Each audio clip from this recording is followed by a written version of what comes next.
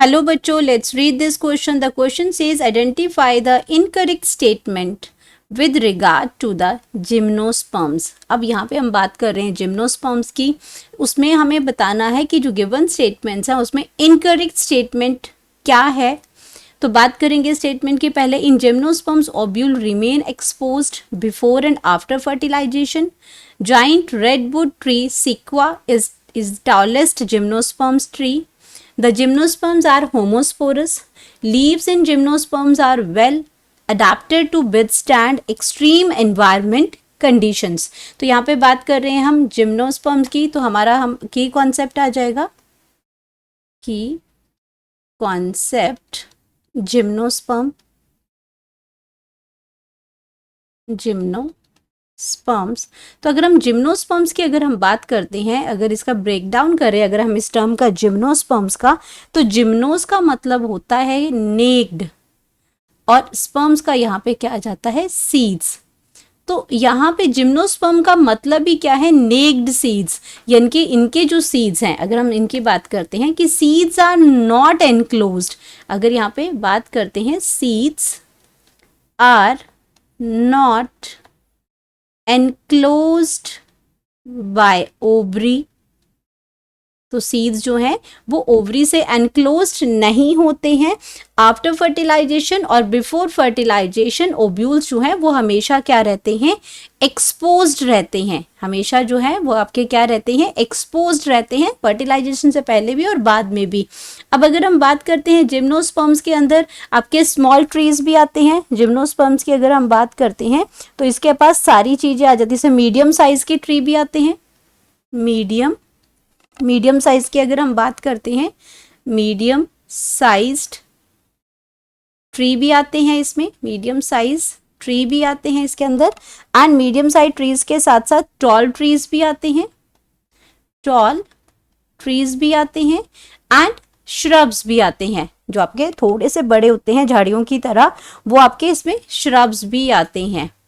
और अगर हम बात करें टॉल ट्रीज की, तो टॉल ट्रीज में जो आपका जो सबसे जो जाइंट रेडवुड ट्री है, जो सबसे टॉलेस्ट जो ट्री है, वो आपका जिम्नोस्पर्मिक ग्रुप से ही है, जिसका जो आपका जो नाम क्या है उसका सिक्वा है.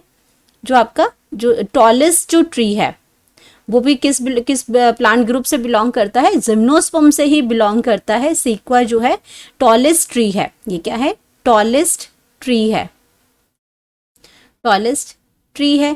अब इसके अंदर क्या है, अगर हम बात करते हैं जिम्नोस्पर्म्स की, तो जिम्नोस्पर्म जो है वो क्या है आपका हीट्रोस्पोरस है. जिम्नोस्पर्म क्या है, इसमें हीट्रोस्पोरस है. ये हीट्रोस्पोरस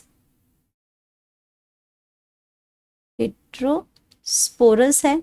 हीट्रोस्पोरस का मतलब क्या हुआ, हीट्रोस्पोरस का मतलब है टू टाइप्स ऑफ स्पोर्स इसके अंदर आते हैं. हीट्रोस्पोरस में एक इसमें क्या आता है, टू टाइप्स के जब स्पोर्स आ गए तो एक आपका आ गया मेगा स्पोर्स, मेगा, एंड दूसरा आपका आ गया माइक्रोस्पोर्स, माइक्रोस्पोर्स. तो दो टाइप के स्पोर्स को ये रिलीज करते हैं, स्पोर्स को ये रिलीज करते हैं.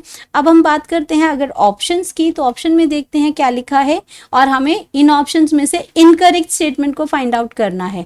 तो पहली है, in gymnosperms ovule remain exposed before and after fertilisation. ये बिल्कुल आपका करेक्ट स्टेटमेंट है. The giant redwood tree sequoia is tallest gymnospermic tree. तो जो आपका टॉलेस्ट ट्री है यहाँ पे, वो आपका जो सिक्वा है वो कहाँ से बिलोंग करता है, जिम्नोस्पर्मिक ट्री से बिलोंग करता है. बिल्कुल करेक्ट है. जिम्नोस्पर्म्स आर होमोस्पोरस, ये गलत है. जिम्नोस्पर्म हीट्रोस्पोरस है. होमोस्पोर्स होते हैं सेम टाइप ऑफ स्पोर्स. अगर होमोस्पोर्स की बात करती हूँ, होमोस्पोर्स में होते हैं same type of spores, same type of spores. लेकिन आपके जो जिम्नोस्पर्म्स हैं वो हीट्रोस्पोर्स हैं, तो ये गलत हो जाएगा. Leaves in gymnosperms are well adapted to withstand extreme environment condition. ये बिल्कुल करेक्ट है. इसके जो लीव्स हैं जिम्नोस्पर्म्स के, वो वेल अडेप्टेड रहते हैं, किसी भी एक्सट्रीम एनवायरमेंटल कंडीशन में आपके वेल अडेप्टेड होते हैं. तो ये ऑप्शन भी आपकी क्या है, बिल्कुल करेक्ट ऑप्शन आपकी आ जाएगी ये. तो हमें हमारी सारी स्टेटमेंट जो है करेक्ट है, एक्सेप्ट सी स्टेटमेंट जो कि आपकी क्या है, इनकरेक्ट स्टेटमेंट है और वो हमारे पास हमारा आंसर है। तो हम लिख सकते हैं यहाँ पे correct option that is C, gymnosperms are homosporous. Hope you understood it well. Best of luck.